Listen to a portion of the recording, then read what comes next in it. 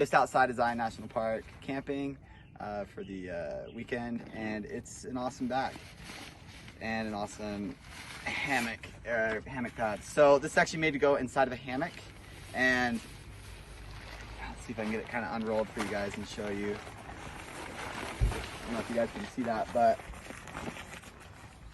kind of look at it. It has these wings on the side, and what's unique about it, it actually kind of, if you've ever slept in a hammock before with a normal pad, it slips up on the side, and then your whole entire back is exposed to the air underneath you, and so it makes you colder even if you have a really warm sleeping bag. So what this does, it stops it from slipping up the side, and by having these wings, and it has grip on the back to make it so that it doesn't slide up and down as easy. So it still slides a little bit, but it cuts down a lot, and it does not slip up and down on the sides nearly as much. This pad right here is the most comfortable sleep that I've ever had in a hammock. It is really warm though. It's around an R4 on a R5 scale. That's how they rate sleeping pads for warmth. And so it's a really, really warm pad. So if you're gonna be sleeping with this in the summer, like I did, plan on it being super warm. So, you know, maybe just bring a less warm sleeping bag to go with it. So that took about 16 breaths to fill up in total. And if you see these side wings, I pulled it out. At first I thought this might have been how it was kind of meant to go inside the hammock, but I pulled it out today after I slept in it, and they were all tilted up like this.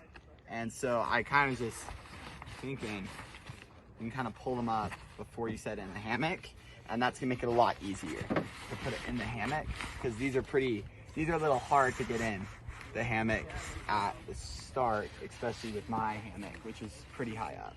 So if you pulled one side, let's see if we can put it in here.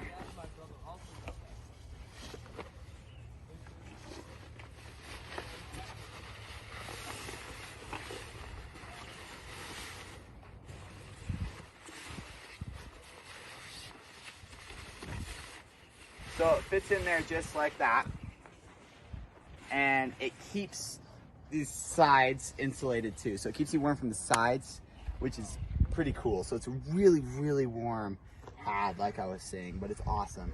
And you have a little bit of grip right here. It says Klymit in the grip, if you can't see that. And it's a really big pad. I'm about 6 foot tall, 6'1", somewhere in there, and it fits me awesome. It's great. It fits my shoulders, it fits my height, it fits everything I need it to fit. And I love it. It was awesome. So one thing that I did notice, as you saw, it's kind of a little bit of a struggle to get in. It's not super quick, especially if you're working from up high like I was last night with a headlamp, and it was pretty tough. I was standing, you know, trying to stay on top of stuff to get it up there. But down here in this low area, it's a lot easier to get in. So that's really the only con that I have about this pad. It's an awesome pad. It's great for cold nights and even just stuff like this. It makes your sleep quality go up a lot more if you're using one of these pads versus sleeping just in a hammock.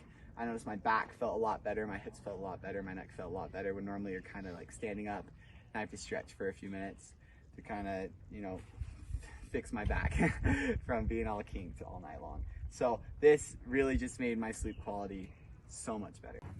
Overall, I love the KSB 0 and the Insulated Hammock 5. I think they're great for outdoorsmen who are looking for an affordable option to get into the outdoors and to have gear to last them for a really long time. This will probably be my setup for a very long time in the future.